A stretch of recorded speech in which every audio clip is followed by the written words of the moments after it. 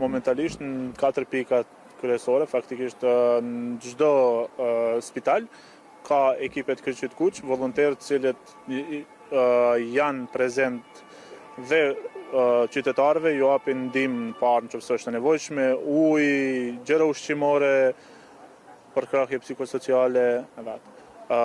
3 ekipe tash për Kryqit Kuq qytetit Shkupit janë bashkë me kolegë tanë Koçan dhe asistojnë atje nëse është e nevoja. Janë familjarë cilët shpresojnë që i dashuri i tyre do të jetë mirë, kështu që edhe ju e patë nuk ka fjalë për me tregu gjërat që e shohim pas neve.